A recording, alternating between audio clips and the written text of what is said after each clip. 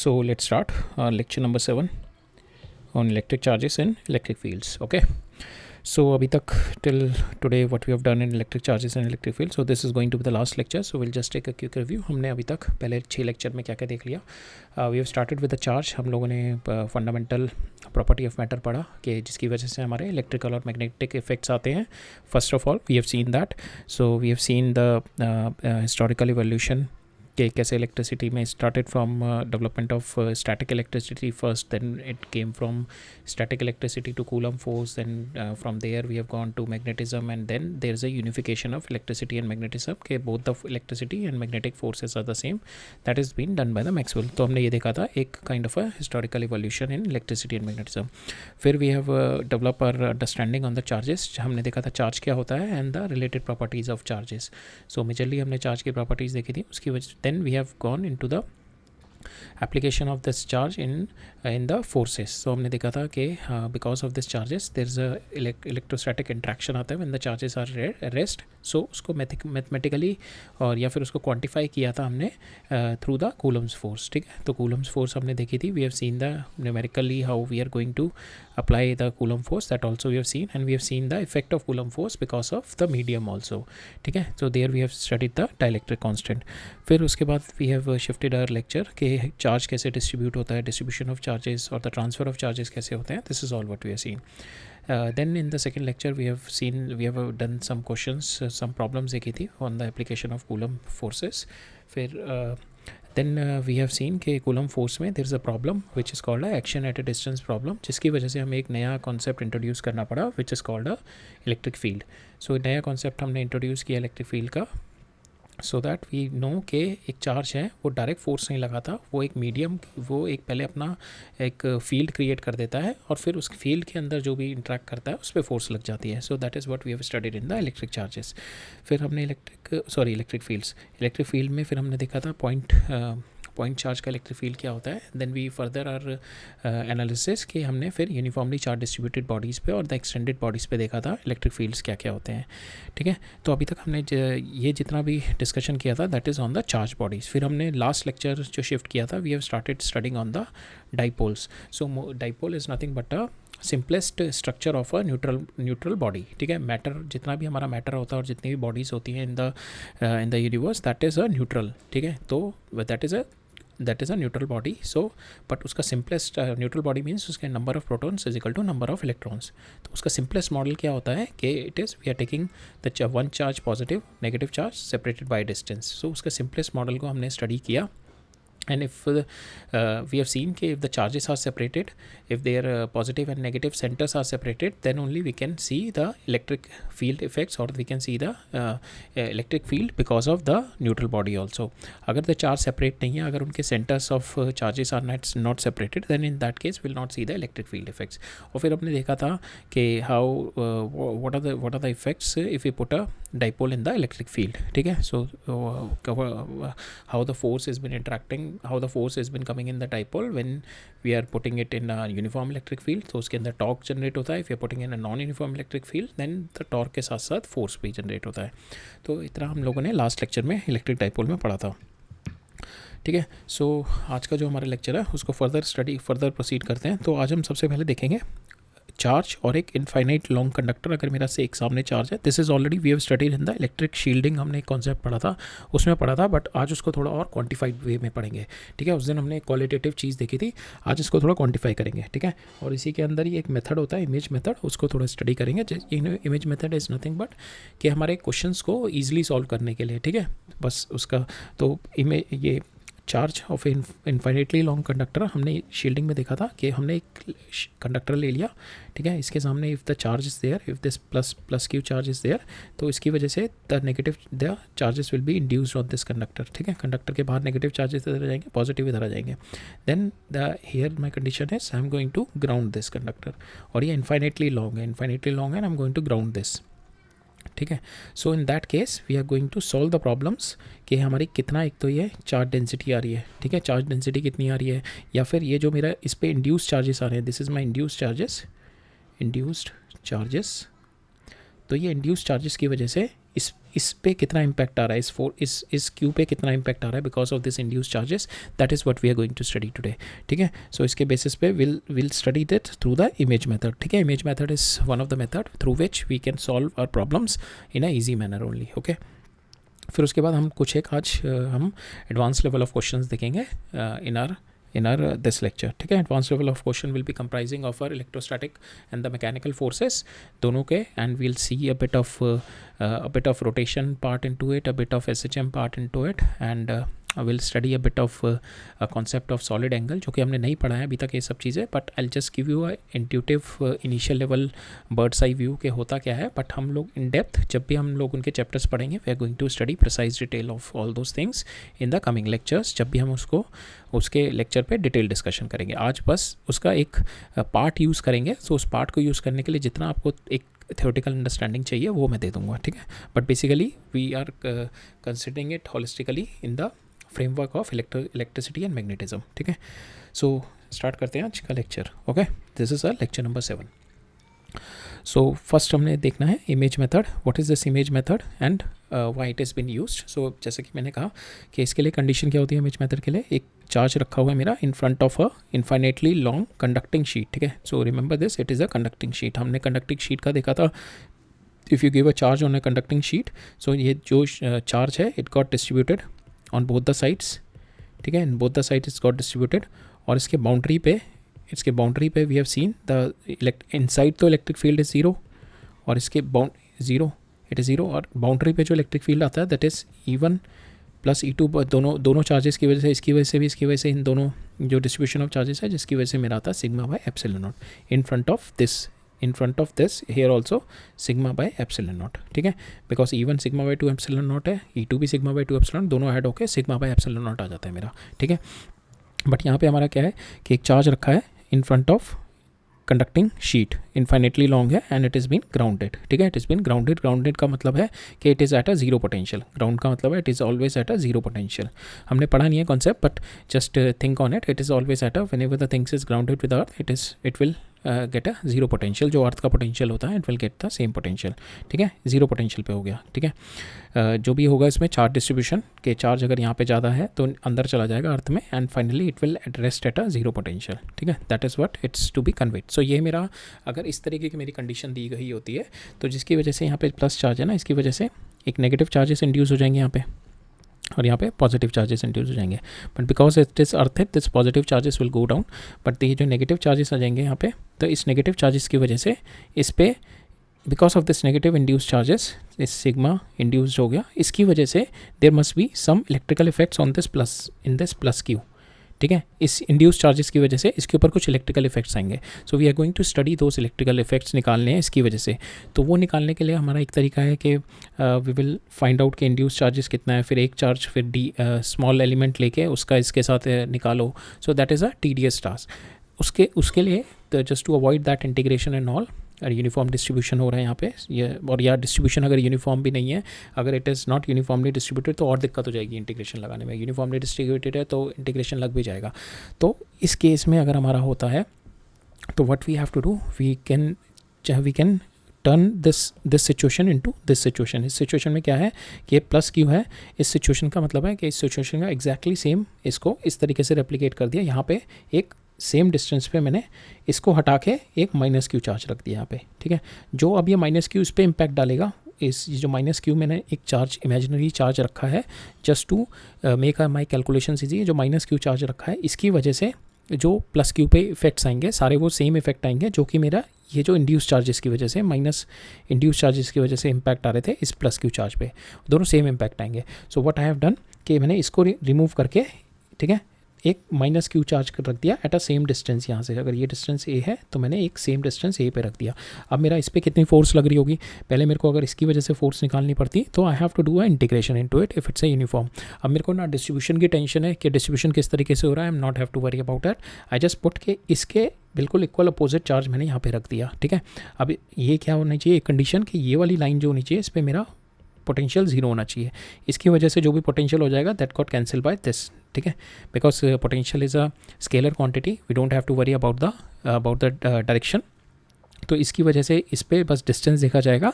सो इसकी वजह से, चार्ज की वजह से जो भी यहाँ पे पोटेंशियल आएगा ये इसको अपोज कर देगा, ये वाला चार्ज माइनस क्यू चार्ज इसके पोटेंशियल को जो भी आएगा यहाँ पे इसको अपोज कर देगा। So this line is again having a zero potential which is qualifying our condition के this is a infinitely long conductor with a zero potential. ठीक है, तो मैंने इस कंडीशन को I just change into this condition. Now it is easy for me to solve. Now इस पर कितना फोर्स लग रहा होगा मेरा, now the force on to it on this plus q charge will be 1/4πε0। Charge कितना है इसकी वजह से, q divided by 2d square. So it is an attractive force, it is an attractive force. और ये दोनों के बीच में अगर ये d डिस्टेंस है या a डिस्टेंस है तो 2a square. So it is an attractive force. So what we have done, effect of the negative charge conducting sheet, what we have done, we have reproduced by placing an equal and opposite charge symmetric. ठीक है, so that is what we have done. Now the electric field near to the conductor we know it is nothing but epsilon naught by sigma by epsilon naught। जो भी sigma induce हुआ होगा इसकी वजह से this, और जो भी इसके आसपास का इलेक्ट्रिक फील्ड होगा that is what we call sigma by epsilon naught। Conductor sheet के it is a electric field near it is just on the boundary, nearby only. ठीक है, it is not quite far, it is just the nearby only. That is what we have started in the previous lectures. Okay, so with this now we are going to apply some questions on to it.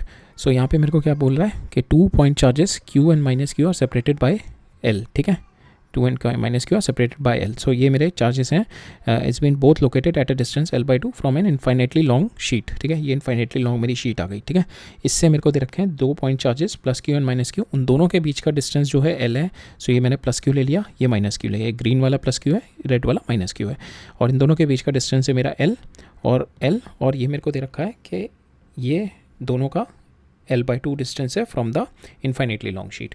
This is what it's been given. So हमें पता है infinitely long sheet है, इसके ऊपर charge induce होगा। So instead of going with that instead of going in that direction rather than that we will convert it into its analogous form by putting 2 opposite charges symmetrically opposite. ठीक है, इसको हटा देंगे, इसको हटा के मैंने यहाँ पे इसकी जगह पॉजिटिव है, ये नेगेटिव चार्ज आ जाएगा इधर, सेम डिस्टेंस पे l/2 पे सेम वे यहाँ पे l/2 पे ये पॉजिटिव चार्ज आ जाएगा। ठीक है, अब एक बार चेक करने के लिए इस वाले पॉइंट पे जीरो पोटेंशियल है या नहीं है, इसकी वजह से जो इस पर पोटेंशियल आएगा वो ये नेगेट कर देगा। इसकी वजह से जो यहाँ पे पोटेंशियल आएगा इस पूरी शीट पे कहीं पे भी पोटेंशियल इसकी वजह से, इस वाले चार्ज की वजह से जो भी आएगा वो ये वाला चार्ज पॉजिटिव चार्ज नेगेट कर देगा। सो नेट पोटेंशियल इसका इस वाली लाइन का 0 है। Then we can say this are conditions are valid. Now हमें पूछा गया find the modulus of the vector of electric force acting on each charge. ठीक है, ये दोनों चार्ज पे कितना मेरा इलेक्ट्रिक फोर्स लग रही है and the magnitude of electric field strength at a mid point of this charges. और ये मिड पॉइंट पे दोनों चार्जेस के मेरे को इलेक्ट्रिक फील्ड बताना है। सो इसको हटा दिया। अब मेरे को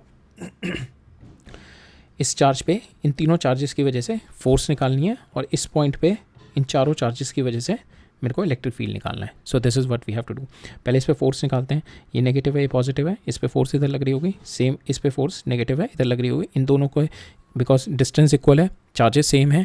ठीक है, बट यहाँ पे जो इसका रिजल्टेंट जाएगा √2 F2। ठीक है, और इस पे जो फोर्स आ रही होगी दैट इज़ ये पॉजिटिव चार्ज की वजह से इस डायरेक्शन में, that is that force will B so now इस पे जो नेगेटिव इस पे जो चार्ज इंड्यूस होगा विल से कि the net charge will be, net force will be in this side. So will take this side force, so इधर हो गई और एक इधर हो गई। Net force we are considering this side, इस पे कोई फोर्स लग रही होगी in this. So will take the net force will be √2 F2 minus F1 this force. ठीक है, इन दोनों को मैंने रिजॉल्व कर लिया इस डायरेक्शन में ना। नाउ F2 कितना है मेरा, F2 is my K 1/4πε0 Q ये चार्ज डिवाइडेड बाय इनका डिस्टेंस कितना होगा, ये l/2 है, ये भी l/2 हो गया, सो l हो गया l² माइनस ये F1 कितना है, ये डिस्टेंस कितना आ जाएगा मेरा √2 L। ठीक है, ये डिस्टेंस √2 L हो जाएगा। तो नाउ ये will be Q² divide by √2 L का whole square. So this will be my net magnitude of force. ठीक है, net magnitude of force which is been asked. Same way इस पे आ जाएगा। ठीक है, इस पे भी ये फोर्स इधर आ जाएगी और ये फोर्स आ जाएगा, इसका नेट इधर आ जाएगा। ठीक है, इन दोनों फोर्सेस का नेट इधर आ जाएगा। So same way you can proceed into इट। ठीक है, another thing we have been asked to find out is the electric field strength at the midpoint. So ये positive charge negative positive negative positive, यहाँ पे centre पे इसके मेरे को इलेक्ट्रिक फील्ड निकालना है। सो इसकी अब चारों चार्जेस की वजह से देखते हैं। इस चार्ज की वजह से इलेक्ट्रिक फील्ड इधर आएगा। ठीक है, इस चार्ज की वजह से इलेक्ट्रिक फील्ड भी इधर आएगा, पॉजिटिव चार्ज की वजह से इलेक्ट्रिक फील्ड इधर आएगा, और इसकी वजह से इलेक्ट्रिक फील्ड इधर आएगा। ठीक है, now we just have to solve इसको डायरेक्शन को सॉल्व करके we just have to find out the value of electric field here. Okay, so you can easily solve it.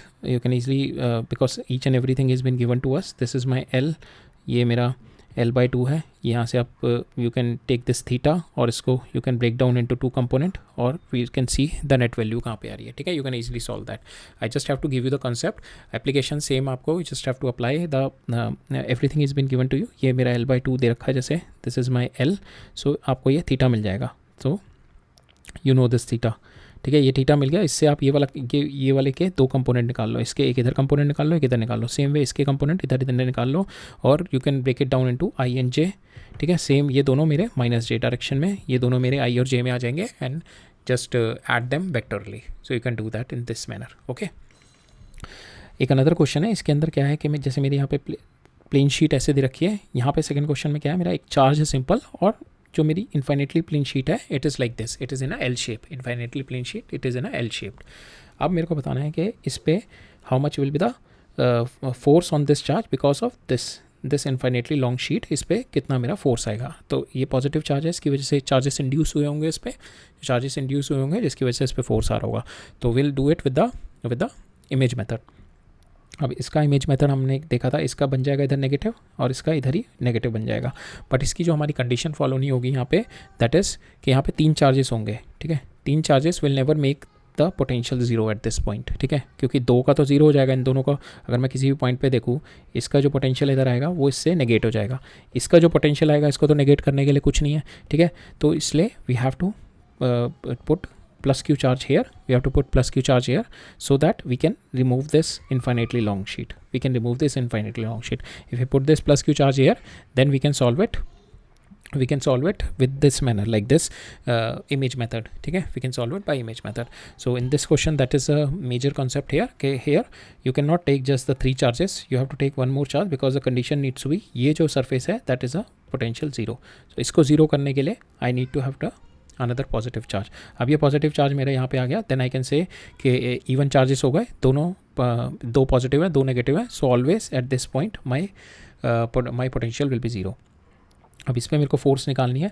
तो इसकी वजह से फोर्स ऑलरेडी हमने देख लिया था, ये जो पहले वाला केस है, इसकी वजह से फोर्स इधर आएगी, नेगेटिव है, इसकी वजह से फोर्स इधर आएगी, और ये पॉजिटिव है, इसकी वजह से फोर्स इधर आएगी. So now we can take out the net force on this with the vector rotation. Okay, so that's the same thing like we have done it here. So it's just the concept I have to tell you here. Okay, you cannot take just these 2 and these 3 charges. You cannot take it. If you have to apply the image method, you have to put one more charge here. Then only you can apply the image method here. Okay. Now we'll see कि same concept लगा के image method के concept से will find the surface charge density. के इसके ऊपर अगर ये चार्ज मेरा Q है, इसकी वजह से जो मेरा चार्ज इस इन्फाइनेटली लॉन्ग शीट अगर ये है, इस पर कितना चार्ज मेरा इंड्यूस हुआ होगा. ठीक है, द चार्ज इंडक्शन और इसका distribution with respect to r कैसे हो रहा होगा. ठीक है, सपोज नियर टू आर इसका जो चार्ज डेंसिटी होगी ज़्यादा होगी. जैसे जैसे आर बढ़ता जाएगा चार्ज डेंसिटी में भी reducing. So we have to find out the things here. One is कि ये जो चार्ज मेरा प्लस क्यू है, ये मेरा इन्फाइनेटली लॉन्ग शीट के सामने रखा हुआ है. तो इसकी वजह से what will be my charge induce sigma निकालना है. इंडक्शन मतलब चार्ज इंड्यूस मतलब इसका चार्ज डेंसिटी निकालनी है. And how this charge density is varying with my r. ठीक है, ये रेडियस आर के साथ, ये जो अगर मैं इस पर वर्टिकल ड्रॉप करूँ तो इससे आर के साथ जो है मेरा किस तरीके से वेरी कर रही है.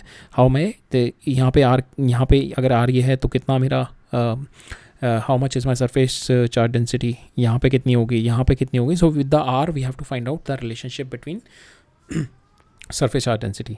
सो मेरे को सिग्मा निकालना है. ठीक है, I have to find out the surface charge density on this infinitely long sheet. So इसके लिए भी we are going to apply the concept of image method. ठीक है, it is with the image method we can solve this problem quite easily. तो ये infinitely long sheet है. ठीक है, तो इस पर पोटेंशियल जीरो करने के लिए एक प्लस क्यू चार्ज मेरा यहाँ पे आ गया. इमेज मेथड के थ्रू एक माइनस चार्ज मैंने यहाँ पे कर दिया. अब ये प्लस क्यू माइनस क्यू है, इस पे देखते हैं हम लोग. ये कंडक्टिंग शीट है, इस पॉइंट पे how much is the electric field. और मुझे पता है कि इस पॉइंट से जस्ट बाउंड्री कंडीशन पे इलेक्ट्रिक फील्ड जो कंडक्टर के पास होता है, that is electric field because of the conductor is nothing but by sigma by epsilon naught. ठीक है, सो अब मैं क्या करूँगा, इसकी वजह से इस पॉइंट पे इलेक्ट्रिक फील्ड निकालूंगा बिल्कुल near to the surface. Same इसकी वजह से इस पॉइंट पे इलेक्ट्रिक फील्ड निकालूंगा, और मैं ये दोनों के इलेक्ट्रिक फील्ड को I will equate it with the electric field because of this conducting sheet. इस कंडक्टिंग शीट के ऊपर इंड्यूस चार्जेस जो इसकी वजह से आ रहे होंगे, और उसकी वजह से जो इस क्यू की वजह से इसके ऊपर इंड्यूस चार्जेस आएंगे ना, इस वाली शीट के ऊपर some negative charges will be induced on to it. So ये जो नेगेटिव चार्ज इंड्यूस होंगे इसकी वजह से भी एक इलेक्ट्रिक फील्ड आ रहा होगा. ये जो इलेक्ट्रिक फील्ड आएगा that will be sigma by epsilon not. एक तरीका ये देखने का है. और सेम वे ये एक पर्टिकुलर पॉइंट ले लिया मैंने, ये पर्टिकुलर पॉइंट पे ये at this disc at a distance r पे एक पर्टिकुलर पॉइंट ले लिया.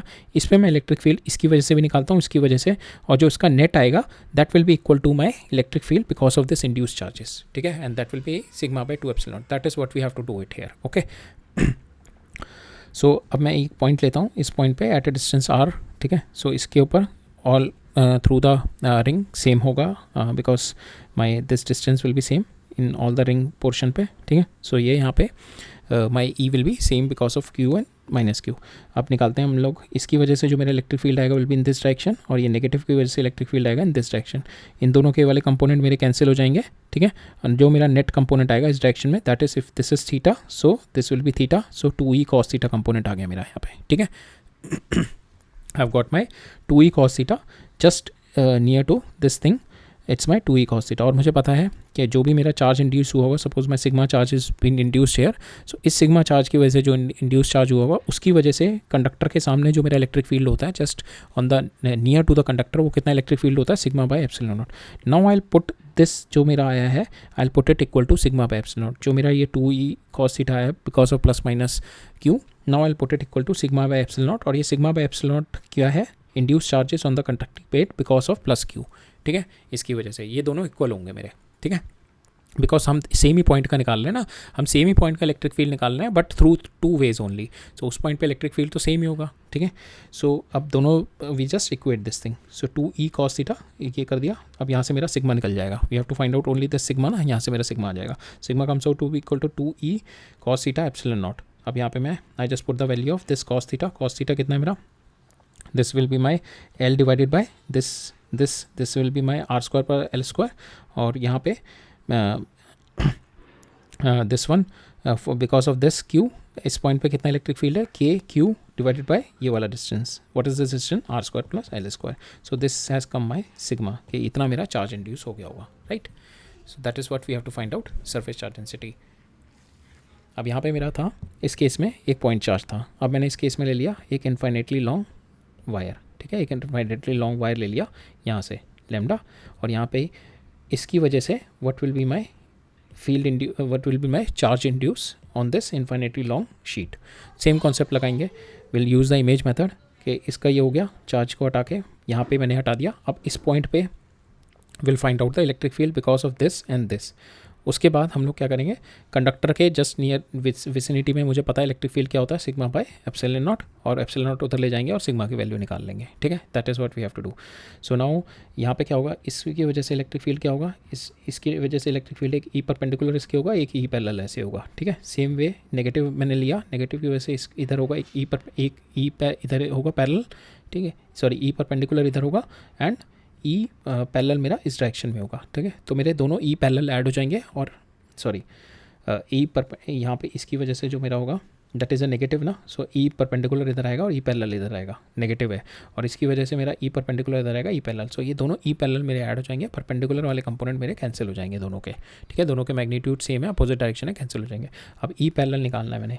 तो ई पैरेलल का हमने देखा था, वी हैव स्टडीड कि इनफाइनेटली लॉन्ग वायर की वजह से जो इलेक्ट्रिक फील्ड होता है कि क्या होता है मेरा एक्स और वाई में. We have already seen lambda over 4 pi epsilon not r cos theta 1 minus cos theta 2. यहाँ पे थीटा 1 कितना है? This is my theta 1. If I take this is theta 1 and theta 2 will be pi by 2. So this theta we put theta 1 को जगह theta, तो यहाँ पे हो गया cos थीटा. तो ई पैरेलल आ गया मेरा lambda over 4 pi epsilon not r into cos theta, ये वैल्यू आ गई मेरी. ठीक है, this is what we have got my E parallel. अब इसको 2 टाइम्स कर दिया. 2 times of this E parallel is nothing but my जो इसके ऊपर चार्ज डेंसिटी होगी sigma r divided by epsilon not. तो इस केस में मेरे को एक तो इस सेंटर पे निकालनी है और एक इसका सिग्मा आर निकालना है विद आर डिस्टेंस कैसे वेरी कर रहा है. हम आर एक पर्टिकुलर आर पॉइंट पे निकाल लेते हैं, और फिर अगर आर की वैल्यू को 0 रख के we can get the value of sigma o. ठीक है, सिग्मा ओ की वैल्यू निकल जाएगी हमारी. सो 2 चीज़ें निकालनी थी इसमें. So we are taking the general case और उसमें स्पेशल केस डाल के we can calculate the value. यहाँ पे मेरा कितना आ गया, 2 E parallel is nothing but my sigma r by epsilon naught. यहाँ पे epsilon naught इधर ले गया and I just put the value of E parallel. कितना हो गया सिग्मा आर 2 एप्सिलॉन नॉट, ये इधर हो गया 2 एप्सिलॉन नॉट, यहाँ पे lambda over 4 pi epsilon not r, और यहाँ पे मैं कॉस थीटा की वैल्यू डाली मैंने r by this r square plus l square, ठीक है। आर से आर कैंसिल हो गया मेरा, ये वैल्यू आ गई मेरी this r square plus l square, ठीक है। अब नाउ इस वैल्यू में if I put the value of r zero, यहाँ पे आर की वैल्यू जीरो डाल दूंगा, एल बाहर आ जाएगा, सो द वैल्यू एप्सिलॉन से कैंसिल, ये से ये कैंसिल, सो मेरी सिग्मा नॉट भी आ जाएगा यहाँ से। So sigma r is varying with r like this, ठीक है, under root of r square plus l square, so it's a function sigma r is a function of r, here also sigma r is a function of r, यहाँ पे भी sigma r is a function of r. और अगर are की value मैंने यहाँ पे zero रख रहा हूँ मैं एट दिस पॉइंट, अगर मेरे को सिग्मा निकालना है, sigma at point o it is if you put the value of r zero here, so यहाँ से एल सिंपल बाहर आ जाएगा, तो it will be 2 epsilon naught, it will be 2 lambda over pi l, ठीक है, ये वैल्यू आ जाएगी, right. So this is how, so यहाँ पे दो चीज़ें पूछी थी, एक surface charge density at a variation with r and a surface charge density at a centre O, so this is what it's been asked here, right. So this is all in terms of this concept के charge in front of infinitely long conducting sheet. So that's the concept here only कि हमारे को induced charges निकालने हैं, और if I have to find out the effect of induced charges on the charge placed, so ये दोनों चीज़ें अगर निकालनी है, so we use a different concept which is called a image method to solve our problems, right.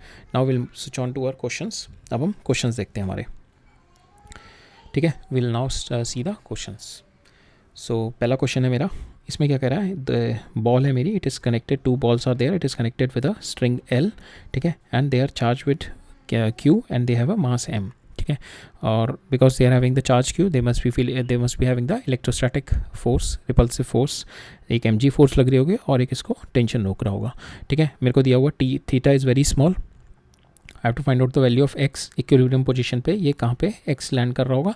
Second thing मेरे को निकालना है चार्ज का डिस्चार्ज निकालना है, if the charge leak is v a divided by root x, so if this मेरे को निकालना है कि अगर ये धीरे धीरे with the time being if the charge started leaking, तो इसकी जो वेलोसिटी जैसे जैसे पे चार्ज लीक करना शुरू हो जाएगा तो दोनों के मेरे चार्जेस की वैल्यू कम होती रहेंगी, तो रिपल्सिव फोर्स कम होती रहेगी, रिपल्सिव फोर्स कम होती रहेगी, तो it will be started approaching here with some velocity, तो this is called a velocity of approach, will say कि this x will be decreasing, so d minus d x by D t मेरे को दे रखा है, minus d x by D t is nothing but my a by root x दे रखा है मेरे को, ठीक है। वेलोसिटी ऑफ अप्रोच जैसे जैसे इसमें से चार्ज कम होता रहेगा, सपोज अभी 10 कूलम है, 9 कूलम हो गया, तो चार्ज कम हो रहा है, दैट मीन्स इस पर इलेक्ट्रोस्टैटिक फोर्स कम लग रही है, सो ये इधर की साइड में मूव करना शुरू कर देंगे।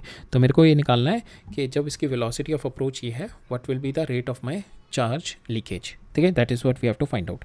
सो we have analyse the question, now will do के विल मेक द एफ इस पर टेंशन इधर आ गई, इलेक्ट्रोस्टैटिक फोर्स इधर आ गई, एम जी इधर आ गई, टेंशन के दो कंपोनेंट कर दिए, ये हो गया मेरा टी कॉस थीटा, ये हो गया मेरा टी साइन थीटा, ठीक है।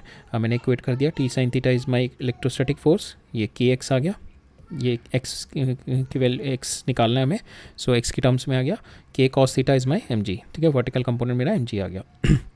Now I divided it, tan theta आ गया मेरा this value, but tan theta हमने, this is my theta, theta is very small, so tan theta is my, tan theta is basically this x by 2, और ये हो गया मेरा under root of l square minus this tan theta is under l square minus x square by 2, ठीक है। और I know कि my tan theta is very small, tan theta जब स्मॉल होगा तो ये वाली वैल्यू बहुत छोटी हो जाएगी, because if tan theta is very small, this is my tan theta, so this will be almost equal to this ना, ठीक है, जब थीटा वेरी स्मॉल है, so we can write down this l will be equal to this only, so tan theta I can write it down, tan theta is equal to x by 2 divided by l, ठीक है, because theta is very small, I can write down this l will be equal to this thing, okay, so I can write down here x by 2 l, x by 2 divide by l, और यहाँ पे मेरे आ जाएगा k x square k Q square x square m g, ठीक है। यहाँ से I take out the value of my x square,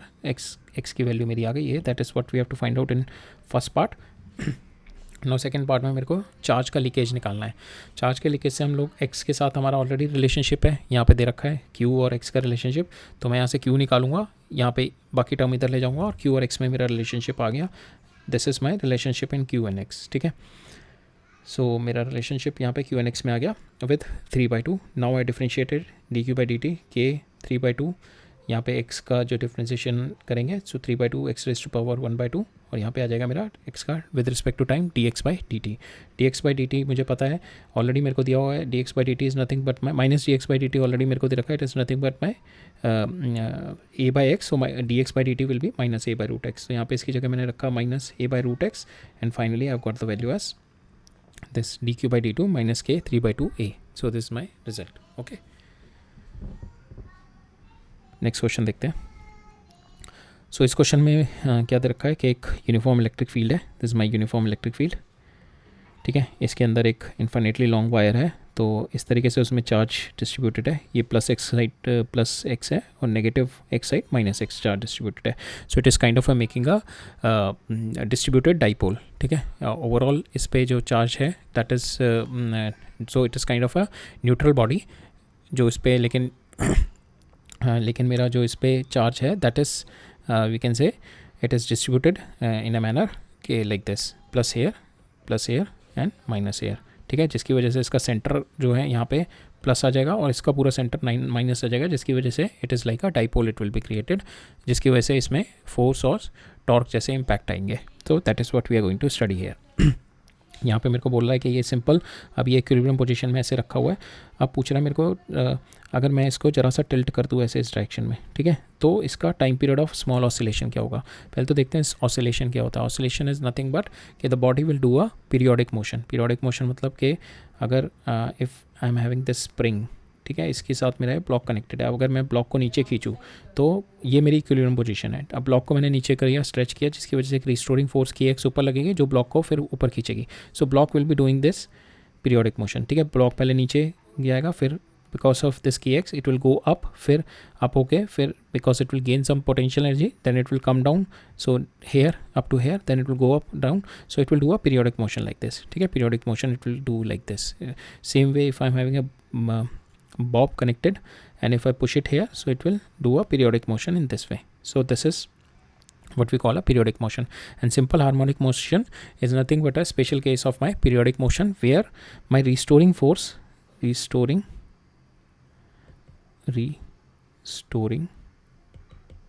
is a function of kx minus kx. So k जो ये है it is a linear function, it is not a quadratic और any higher degree function. Periodic motion can be a higher degree x का कोई भी restoring force हो सकती है, but a simple harmonic motion we are going to say restoring force. That means when you shift a particle from here to here, it will try to come back to its original position, ठीक है, to its mean position, equilibrium position। तो ये जो restoring force आएगा that should be equal to minus times of k, यहाँ पे x जो होगा इट विल बी लीनियर, ठीक है। सो इसको मैं m इंटू ए लिख सकता हूँ, फोर्स को m into a is equal to nothing but my k by x and acceleration will be my k by m into k x. और ये k by m is nothing but my, अगर मैं इसको periodic motion लूँ कि it will be like my circular motion में we can convert it, will study deep in our SHM portion, हम लोग जब देखेंगे। But right now I am just giving you a bird's eye view only. हम लोग deep में नहीं study कर रहे बिकॉज हमारा पर्पस है इस क्वेश्चन में इसका इलेक्ट्रोस्टैटिक पढ़ना रादर देन द SHM, ठीक है। But I am giving you कि निकालने के लिए हमारे को SHM निकालने के लिए what are the basic thing we need। तो टाइम पीरियड निकालने के लिए मेरे को चाहिए, time period is nothing but my 2 pi omega. Time period मतलब कि it is doing a to and fro motion ना, टू एंड फ्रो मोशन के it must be having a angular velocity, ठीक है। सो 2 पाई ओमेगा आ गया मेरा यहाँ पे। सो बेसिकली ओमेगा क्या होता है मेरा 2 पाई बाई टाइम पीरियड, कितने टाइम पीरियड बाद वो अपनी दोबारा पोजीशन पे वापस आ रहा है। यहाँ से स्टार्ट किया, कितने टाइम पीरियड बाद ये अपनी वापस पोजीशन पे आ रहा है। सो यहाँ से मेरा टाइम पीरियड निकल जाएगा 2 पाई बाई ओमेगा, और ये जो ओमेगा होता है it is nothing but my this omega, ठीक है।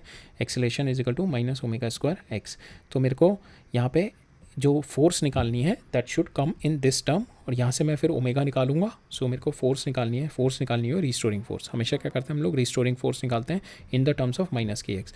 इसको मैं इक्वेट कर देता हूँ m इंटू ए से माइनस के टाइम एक्स, और यहाँ पे एक्सेलेरेशन आ जाता है मेरा माइनस ओमेगा स्क्वायर एक्स। जो मेरा जो मेरा हम लोग सॉल्व करेंगे उसमें रिस्टोरिंग फोर्स में जो इस टर्म्स में मेरे को रिड्यूस करना होता है माइनस ओमेगा स्क्वायर, यहाँ से फिर मैं ओमेगा स्क्वायर को जो भी मेरा रिड्यूस करके टर्म आएगा उसमें ओमेगा निकालूंगा ना, जब put it back to get the time period. But यहाँ पे मेरा रोटेशन वाला केस है। रोटेशन में क्या होता है, we use the analogous of the linear motion. तो रोटेशन में फोर्स का एनालॉगस क्या होता है, टॉर्क इज इक्वल टू, यहाँ पे के की जगह मैंने सी लिख दिया और यहाँ पे एक्स की जगह हो गया मेरा थीटा। सो इसका एनालॉगस हो गया मेरा alpha is equal to minus omega square theta. ठीक है, यहाँ पे मेरे को we are taking the angular displacement और angular acceleration rather than the linear acceleration and linear displacement. ठीक है, that is the analogous of our rotation motion. Again don't bother about that right now, just try to get the concept right now। हम birds eye view ले रहे हैं अभी, we are not going deep in to इट। हम लोग deep जाएंगे जब हम रोटेशन भी पूरा पढ़ लेंगे, SHM भी पढ़ेंगे, तब हम और इसको ये वाले कॉन्सेप्ट्स को और डेप्थ में पढ़ेंगे। अभी बस जस्ट अंडरस्टैंड दिस थिंग कि analogous of linear is alpha, it is my linear angular acceleration is nothing but my omega square theta. So अब मेरे को जो है ये टॉर्क को पहले तो मेरे को, अगर ये मैंने रोटेट किया, मैंने ये मेरे को दिया हुआ इस हिंज हुआ हुआ यहाँ से, और इसको मैंने रोटेट किया, रोटेट में है we are going to apply the rotationary और रोटेशन मोशन कॉन्सेप्ट्स। ये रोटेशन किया तो इस पर आप विल सी कि whether the torque is going to come. So इस पॉइंट के अबाउट इफ़ यू सी कि इसके ऊपर यहाँ पे फोर्स इधर लग रही होगी, इस पर फोर्स इधर लग रही होगी, सो इट विल स्टार्ट रोटेटिंग। ठीक है, इट विल स्टार्ट रोटेटिंग। जब ये रोटेट कर रहा होगा, when it started rotating, it is rotating about a point, so we can find out the torque into इट। ठीक है, जो इसकी रिस्टोरिंग फोर्स आ रही होगी, ठीक है, उस पर रिस्टोरिंग टॉर्क निकालेंगे हम। सो टॉर्क को we just have to reduce it to a equation of this minus c theta. ठीक है, और यहाँ पे टॉर्क को फिर I write I into alpha is my minus c theta, और यहाँ पे अल्फा मैं निकाल लूँगा माइनस सी बाई आई। ठीक है, so minus c by I is nothing but my omega square. ठीक है, so will proceed in the question, then you will get more understanding of it. यहाँ पे मेरे को बस ये देखना है कि मेरे को इस सिचुएशन में रिड्यूस करना है, alpha is equal to omega minus omega square x, और अल्फा मेरा कैसे आता है, I alpha. I is nothing but the analogous of mass. Mass का एनालॉगस है कि मास को क्या होता है, मेरे को अगर ये मास रखा हुआ है, इसको पुश कराने के लिए मेरे को कितना इनर्शिया है, मतलब बॉडी में कितना इनर्शिया है, तो मतलब इसको पुश कराने के लिए मेरे को कितना फोर्स लगेगा। सेम वे अगर ये मेरा मास, अगर मेरे को टर्न करना है, कोई चीज़ को रोटेट करना है, तब मेरा आता है दिस मोमेंट ऑफ इनर्शिया। अगर किसी चीज़ को मेरे को टर्न करना है, अगर मेरे को किसी चीज़ को लीनियरली मूव करना है, तब उसका मास आता है मोमेंट ऑफ इनर्शिया। ठीक है, यहाँ पे मेरा आई आ गया moment of inertia into alpha. So will see this concept but just get a basic level of understanding of it. Now we are going to apply that. Suppose मैंने इसको at this point it is hinge, इस rod को I just rotated at some angle theta, rotate कर दिया। अब जब मैंने इसको रोटेट किया, so now it is having the force, इस पर सारी सब पे फोर्स लग रही होगी, बट दिस फोर्स, यहाँ पे जितनी भी फोर्स आ रही होंगी, this force will be equal to this force. ठीक है, सो नाउ इस पर नेट फोर्स तो जीरो आएगी in the linear direction, but it is having a tendency to rotate. ठीक है, बिकॉज इस पॉइंट के अबाउट इसका कुछ परपेंडिकुलर डिस्टेंस है, so this r is there, because of this r and there is a perpendicular force on it, F force. Because F force कितनी होगी, ये टोटल चार्ज क्या डिस्ट्रीब्यूटेड है, so we have to take a small portion because the charge is distributed. ठीक है, charge यहाँ पे completely distributed है। सो यहाँ पे जो मेरी फोर्स आती है, force is nothing but my q into e, और जो क्यू है it is all spread over, so we have to take d q. ठीक है, डी क्यू इंटू ई, जिससे मेरा स्मॉल फोर्स आएगी। ठीक है, और ये स्मॉल फोर्स परपेंडिकुलर जो कि मेरी आर इंटू डी एफ करूँगा मैं, it will give me tau D. ठीक है, स्मॉल मेरा टॉर्क दे देगा। सो इसकी वजह से जो मेरा will take a small portion first, इसकी वजह से इस पर डी एफ फोर्स इधर आएगी। ठीक है, सेम वे अपोजिट साइड में यहाँ पे होगा, इसकी वजह से डी एफ फोर्स मेरी इधर आएगी। नेगेटिव पोर्शन है ना मेरा, यहाँ पे पॉजिटिव है, तो इसकी वजह से डी एफ फोर्स इधर। अब ये क्या है, यहाँ पे नेट फोर्स तो मेरी इस दोनों पार्टिकल पे अगर देखेंगे, ये दोनों पार्टिकल में नेट फोर्स तो जीरो है मेरी, but it will work as a couple, torque लग जाएगी इस पर, बिकॉज इस वाले पॉइंट के अबाउट, हिंज के अबाउट। सो हिंज से परपेंडिकुलर डिस्टेंस कितना है इसका, it is nothing but my x sine theta. Same way इसका परपेंडिकुलर डिस्टेंस इस हिंज से कितना है, x sine theta. So x sine theta कितना हो गया टोटल, नाउ टोटल कपल कितना हो गया मेरा, T F x sine theta, और दोनों सेम डायरेक्शन में रोटेट कर रहा है, ये भी इधर करेगा, ये भी इधर, तो दोनों ऐड हो जाएंगे, plus d f x sine theta. So मेरा नेक्स्ट नेट टॉर्क मेरा ही आ जाएगा is equal to d tau. That is what we have find it out here. Torque d tau is equal to d F into 2x sine theta. So 2df x sine theta मेरा यहाँ पे torque आ गया। Now I have to integrate it from 0 to L/2। ठीक है, I have to integrate it from, ये जो मेरा x है, this x will be 0 to L/2, I have to integrate it 0 to L/2, इसको इंटीग्रेट किया मैंने। Now this I have a sine theta. Okay, now once I will do this, x मेरा यहाँ पे x² by 2 हो जाएगा, and I will just put the value here, and finally मेरा जो टॉर्क आएगा तो ओवरऑल टॉर्क आएगा आफ्टर इंटीग्रेशन तो putting the limits lambda E L square by 4 sine theta. अब यहाँ पे जो है SHM जब भी होगा यहाँ पे we have this restoring condition when this theta is very small, ठीक है, ये थीटा इज़ वेरी स्मॉल। अगर ये थीटा की वैल्यू बढ़ जाएगा then it will not do SHM, it will do some other harmonic motion, it will not be a simple harmonic motion जिसमें restoring force मेरी -kx नहीं होगी, वहाँ पे some other polynomial of x आएगा, एक्स स्क्वायर आ सकता है, क्यूब आ सकता है और kx प्लस kx स्क्वायर, तो वहाँ पे कोई और फोर्स का मतलब ये वाली फोर्स आ सकती है -kx plus kx square plus kx cube, ऐसे कोई भी फोर्स आ सकती है जिसमें मल्टीनोमियल वाली कोई भी, ठीक है। पर सिंपल हार्मोनिक के लिए मेरी -kx आनी चाहिए। सो वो तब आती है जब मेरा ये एंगल जो मेरा रोटेट हुआ है दैट इज़ वेरी स्मॉल, ठीक है, that is very small, this theta is very small. So small angle theta के लिए sine theta will be equal to theta, ठीक है। ये हमने ऑलरेडी देखा हुआ है जो हम मैथमेटिक्स वाले पोर्शन में देख रहे थे, बेसिक मैथ्स वाले पोर्शन में, वही था sine theta is equal to theta for the small angle, ठीक है। यहाँ पे आप साइन थीटा को we just put it theta. So now tau comes out to be equal to my this factor, so this is nothing but k tau comes out to be this factor. Now I put the tau as I into alpha, ठीक है। अब ये जो rod है इसका अभी हमने पढ़ा नहीं है, moment of inertia is the analogous of mass, it is how much it is difficult to rotate, so there is a formula for that how to calculate this thing. Right now I'm telling you to memorize it, or if you know this, if you have studied in your class 11th standard, then it's really good. If not, but obviously you are studying this in class 12th, you would have studied. So but anyways जब हम लोग पढ़ेंगे rotation तो मैं इसको और detail में बताऊंगा, but right now the moment of inertia of this rod about the center it is nothing but ml square by 12, ठीक है। So I open up this tau as I into alpha, ठीक है। सो आई क्या हुआ मेरा moment of inertia ml square by 12 into alpha omega square theta. अब मैं ये वाली वैल्यू इधर ले गया, so I finally reduce the term into alpha, ये इधर ले जाके ओमेगा स्क्वायर इंटू थीटा। अगर यहाँ पे जो मेरा ओमेगा आ गया मेरा, इट इज़ नथिंग बट यहाँ पे if this will become 3, l square से एल स्क्वायर कैंसिल आ जाएगा, तो alpha comes out to be equal to 3 lambda e by m into theta. और ये वाली जो टर्म होगी it is my omega square, so यहाँ पे ये वाली टर्म आ गई, ओमेगा आ गया मेरा root of 3e lambda by m, ये मेरा ओमेगा आ गया।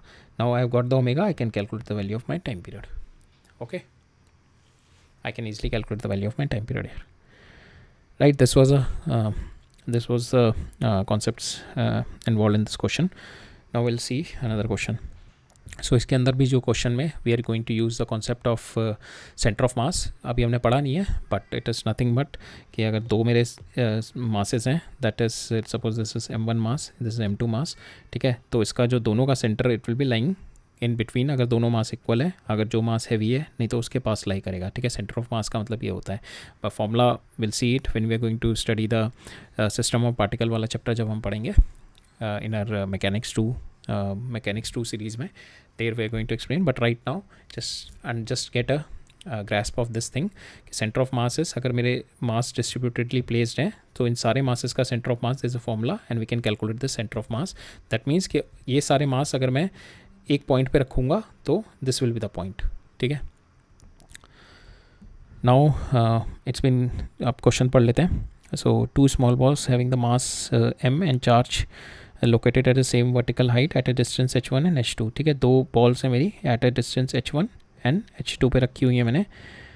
The first ball, okay, they are given a horizontal velocity same दोनों को दी, and they touch, the first ball touches the ground at a horizontal distance r, ठीक है। ये it touches at a distance r from the initial vertical position. At what height h2 will be the second ball at that instant, ठीक है। मेरे को ये निकालना है कि जब ये यहाँ पे टच हो गया, so I have to find out the second ball कहाँ पे होगी मेरी, ठीक है।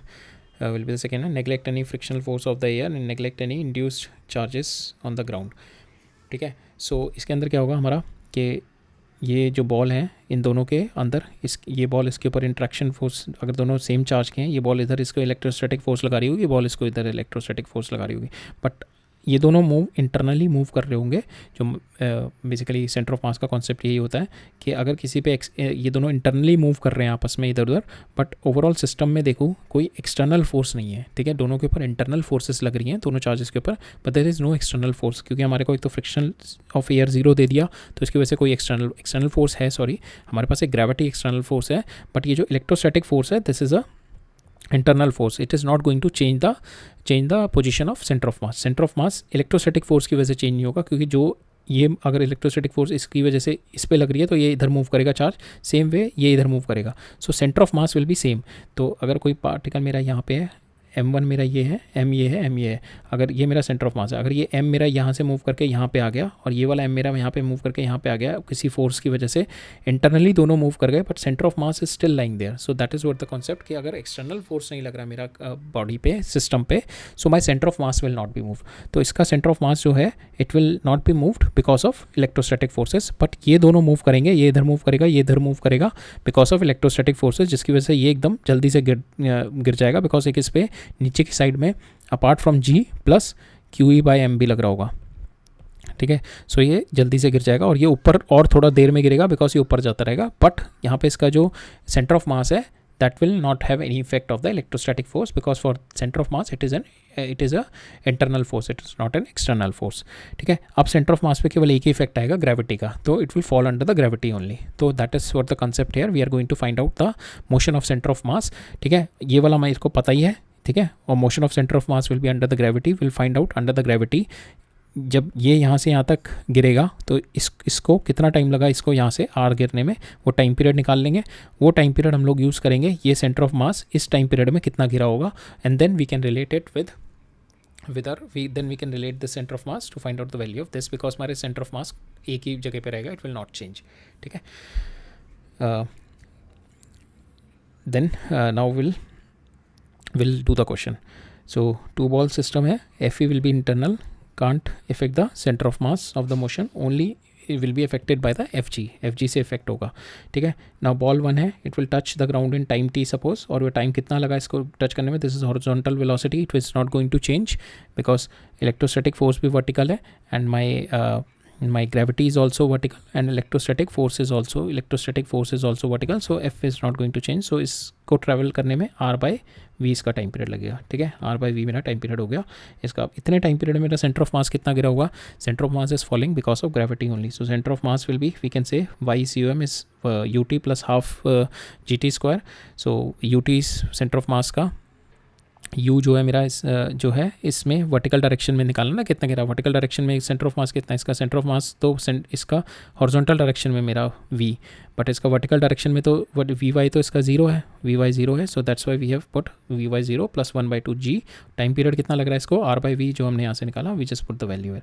तो ये मेरा सेंटर ऑफ मास आ गया कि टाइम पीरियड यहाँ से it will fall down up to this level, it will fall down up to this level. ठीक है, अब मेरे को पता है ये इन दोनों का centre of mass, we can initial level of centre of mass मुझे पता है कितना initial level of centre of mass था, ये H1 plus H2 divided by 2. ठीक है, इसका प्लस इसका divided by 2, we have got the value of centre of mass initially. Now ये कितना गिरा है मेरा सेंटर ऑफ मास यहाँ से यहाँ तक आने में, it is nothing but this पहले यहाँ था, यहाँ से गिर के ये यहाँ पे आ गया. सो ये कितना गिरा है मेरा, अभी ये यहाँ तक गिर गया. अभी मेरा ग्राउंड से कितना ऊपर है ये centre of mass is nothing but this much. ये सेंटर ऑफ मास इनिशियली मेरा ये था, ये वैल्यू कितनी थी, H1 plus H2 divided by 2, ये वाली वैल्यू. ठीक है, this is H1 plus H2 by 2. ये मेरे को पता लग गया यहाँ से गिर के यहाँ तक, this is my y c u m, we have already calculated, this value is this. ठीक है, ये वाली वैल्यू कितनी हो गई मेरी, this value we have seen, it is nothing but this value. ठीक है, it is nothing but ground से कितना है. नाउ माई अब जो मेरा सेंटर ऑफ मास होगा दैट इज़ ये वाला y1 प्लस ये वाला y2 इज इक्वल टू ये सेंटर ऑफ मास की पोजीशन फ्रॉम द ग्राउंड. ठीक है, so this centre of mass from the ground is nothing but माई ये वाली पोजीशन प्लस ये वाली पोजीशन, ये मेरा जीरो हो गया. So I put the value of y1 0. So y2 कितना आ गया, twice of this centre of mass, जो अभी मेरा ये वाली वैल्यू है, we just multiplied by 2 and we have got the value of r this second particle मेरा कितना दूर होगा. So that is 2 times of the centre of mass from the ground. ठीक है, that is what the value of my second particle. ठीक है, so that is what we have to find in air. Right, so we'll see the next question.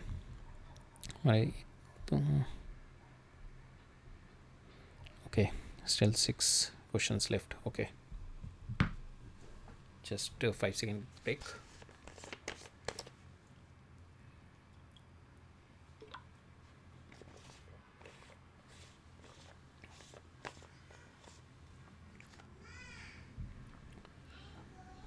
चलो so let's start. सो इस situation में क्या दे रखा है ना, मेरे को इनिशियल दे रखा है कि ये दो बॉल्स हैं Q1 M1 and Q2 M2. Initially they are moving with velocity v. This is the initial condition, and at that time a electric field has been switched on for some t second के लिए electric field switch off हुआ। फिर उसके बाद जो इनकी condition हुई, final condition हो गई। अब ये जो बॉल मेरी पहले इस डायरेक्शन में मूव कर रही थी, now it is moving in this direction with velocity half at angle 60 degree initial से। जो सेकंड बॉल थी मेरी, जो इस डायरेक्शन में पहले मूव कर रही थी, now it is moving in this direction. Velocity मुझे अभी निकालनी है, we have to find out this velocity किस डायरेक्शन किस मैग्नीट्यूड से मूव करेगी, बट डायरेक्शन मुझे है कि it is now moving in the 90 degree. ठीक है, सो मेरे को इनिशियल एंड फाइनल दे रखी है after applying this e. Now will solve it with हमें एक और चीज़ दे रखी है यहाँ पे, there is no electrostatic interaction नहीं है दोनों बॉल्स के बीच में। ठीक है, so we will not apply that electrostatic जो इन दोनों के बीच में आएगा, will only use the force because of the impulse momentum equation से करेंगे। Will use the e only in this, and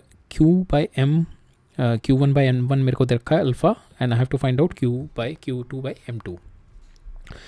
ठीक है, हमारे को इनिशियल और फाइनल कंडीशन जब भी दे रखी होती है ना, so it's better to apply the in impulse momentum equation. That means इसकी इनिशियल, दोनों पार्टिकल की इनिशियल मोमेंटम कितनी है और फिर कितना मेरे पे इस पे इम्पल्स लगा और फिर फाइनल कितनी हुई। So initial momentum plus impulse plus final, दोनों पार्टिकल के लिए अलग अलग लगाएंगे। इसका कितना है, पहले इनिशियल मोमेंटम इस M1 इंटू वी से मूव कर रहा है आई। ठीक है, आई डायरेक्शन ले लिया मैंने। अब इस पे इम्पल्स कितना लगा, इसको मैंने ब्रेक डाउन कर लिया दो कंपोनेंट में, this and this we have break it down, EX i and EY और ये डेल्टा टाइम पीरियड के लिए इम्पल्स लगी मेरी इस Q1 चार्ज पे। ठीक है, तो इस पर फोर्स कितना आ गया, this is my force Q1 into EXI EY। ठीक है, this is my electric field in we have broken down into X and Y component, और Q1 इन इस एंड इंटू टी करेंगे, विल गेट द इम्पल्स। इतना impulse लगा इस पे। नाउ इसके फाइनल वेलोसिटी कितनी हुई, this is my final velocity is now moving in this direction. So v/2 cos theta i direction में and v/2 sin theta j direction में into M1, this my final momentum. Now what will do, will equate i को equate करते हैं दोनों side के, and will equate then second is j को equate करते हैं। ठीक है, आई को इक्वेट किया, आई को इक्वेट करके आ गया मेरा Q1EX प्लस M1V और इज इक्वल टू M1V/2 और cos 60 डिग्रीज में 1/2। सो मैं इस वाली टर्म को इधर ले गया, and I got Q1 by M1 EX delta T is my -3/4V। ठीक है, सेम वे मैंने y के कंपोनेंट को क्लब किया, सो यहाँ से आ गया Q1V1 EY delta T is my √3/4V। ठीक है, यहाँ पे इसकी वैल्यू √3/2 होगी, जिसकी वजह से मेरा √3/4 आ गया। ठीक है, सेम वे मैं इस पे इम्पल्स मोमेंटम इक्वेशन लगाऊंगा। इसकी इनिशियल मोमेंटम कितनी है, ये M2 है और वेलोसिटी v से जा रहा है आई डायरेक्शन में, सो M2 इंटू वी मेरी इनिशियल मोमेंटम होगी। इस पर इम्पल्स सेम लगेगी बट चार्ज Q2 अलग है, तो Q2 into EXI plus EYJ into delta t. Now it is finally moving with some velocity that we have to find out v in the j direction. ठीक है, in the j direction only, M1 into j direction.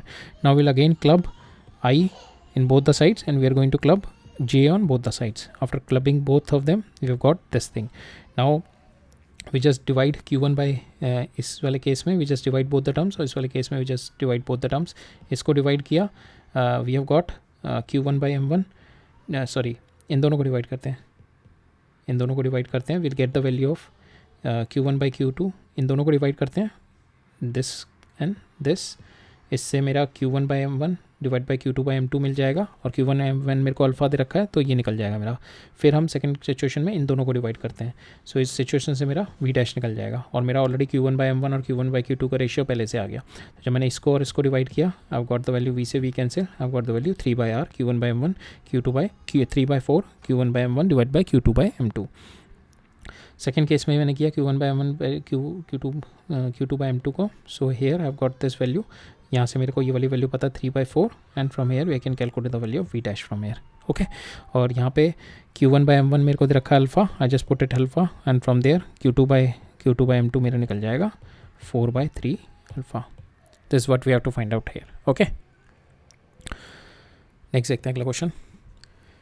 सो इस question में क्या कह रहा है, एक disc है मेरी जो कि सेमी सर्कुलर फ्रेम पे रखी हुई है, and there is the disk is being charged। ठीक है, and the electric field is switched on at that time। the uniform electric field है, it is a uniform electric field, it is not for some time, it is a uniform electric field, there is no friction, और ये दे रखा है at an angle theta from vertical theta sine inverse 3/5, it just break away from the vertical, just break away from the vertical. ये मेरे को angle दे रखा है, मेरे को पूछा गया m ji by Q E का रेशियो बताओ कितना है, ठीक है, m ji by Q E का रेशियो निकालना है। थीटा मेरे को पता है sine inverse 3/5, same way I can take out the value of cos theta 4/5 आएगी।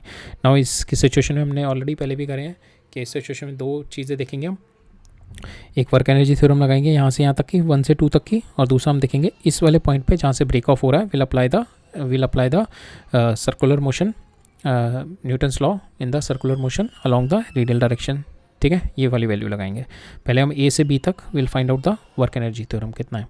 तो इनिशियल काइनेटिक एनर्जी इस पे कितनी है, we have to, initial kinetic energy is no kinetic energy is there, so velocity is 0, so initial kinetic energy is 0। अब इसके ऊपर work done by gravity same mg is in this direction and it fall in this direction from here to this point, so this fall is nothing but r, ये total r है, and this will be r cos theta, और ये total r है, so r minus r cos theta हो जाएगा, this is r 1 minus cos theta, ये मेरा work done by the gravity है। Work done by electrostatic force, so electrostatic force q is in this direction, ठीक है, q is in this direction, और ये कितना मूव किया है यहाँ से यहाँ तक का, this moment is r sine theta, ठीक है। सो ये आ गया q e into r sine theta is the work done by electrostatic forces, और final velocity is this point मेरी आ जाएगी हाफ एम वी स्क्वायर। ये वेलोसिटी से मेरा क्योंकि सेंट्रीपिटल फोर्स आएगी, and from there only I can apply the Newton's second law in this direction, ठीक है। That is what we are going to do now. So apply Newton's second law at point B along the radial direction because it is doing a circular motion and the centripetal force will be there along the radial. So we'll apply mg है इस पे, q इधर लग रहा है, normal इस पे इधर आ जाएगा, mg के कंपोनेंट ब्रेक कर दिए, तो यहाँ पे मेरा जाएगा mg cos theta minus n, और इसका एक कंपोनेंट जाएगा इधर q e sine theta minus m, so m g cos theta minus n minus q sine theta is nothing but my m v square by r, जो मेरे को इसको अभी रेडियल एक्सेलरेशन दे रहा है और द सेंट्रीपिटल फोर्स दे रहा है। यहाँ पे एन मेरा 0 हो रहा है इस पॉइंट पे, साइन थीटा की वैल्यू और कॉस थीटा की वैल्यू मैं डाल दूंगा, ये वाली cos theta 4/5, sine theta 3/5। I just put the value hair, from here after putting the value I have got this equation. ना मेरे पास दो इक्वेशन आ गई, ठीक है। यहाँ पे with these two equation we can calculate the value of this ratio, M ji by Q E का ratio निकाल सकते हैं हम लोग, ठीक है। With these two equation we can calculate the value of, इसको इक्वेशन को डिवाइड कर दो, ये पूरा का पूरा कैंसिल हो जाएगा, and from there you can calculate the value of M ji by Q E, right. It is quite an easy question. Next question देखते हैं। सो इस क्वेश्चन में हमारे कॉन्सेप्ट यूज़ हो रहा है सॉलिड एंगल का, जो कि हम लोग again we are going to study that in detail in the next lecture. उसके डेरिवेशन हम लोग देखेंगे कि how solid angle is been linked with our half angle. So next lecture में जब हम फ्लक्स देखेंगे, so in that we are going to study the solid angle in more details. But इस क्वेश्चन को करने के लिए एक बेसिक लेवल ऑफ कॉन्सेप्ट मैं अभी आपको एक इंट्रोड्यूस कर रहा हूँ कि सॉलिड एंगल क्या होता है। Suppose this my sphere, so sphere का this is my 3D angle, ठीक है। ये वाला पोर्शन अगर मेरा देखूँ तो this is my 3D angle, it is subtending for this portion, ठीक है। इस एंगल, इस सरफेस के लिए what is my 3D angle, it is subtending, this is my solid angle, ठीक है, दिस माई सॉलिड एंगल। और relationship between my solid angle and the conical angle क्या होता है। सपोज ये मैंने पोर्शन अब निकाल लिया, ठीक है, ये वाला पोर्शन मैंने निकाल लिया यहाँ पे, this is my this portion, तो ये वाला जो एंगल होगा this is saying this is my angle alpha, this cone आ गया ना यहाँ से, जैसे कोन बाहर आ गया, मैं कोन इज बिन आउट, सो कोन का ये वाला एंगल हो गया मेरा अल्फा, ठीक है। और ये मेरा जो 3D एंगल होगा ये वाला पूरा, ये होगा मेरा pi not pi, I don't know what is this symbol, so this omega, sorry omega single, so this is my omega, जो ये 3D एंगल होगा पूरा। और ये वाला जो एंगल होगा मेरा, this angle is my this 2D वाला एंगल होगा अल्फा। और ये 3D और 2D में जो रिलेशनशिप होता है, this phi is equal to, sorry omega is equal to 2π 1 minus cos alpha, this is my relationship.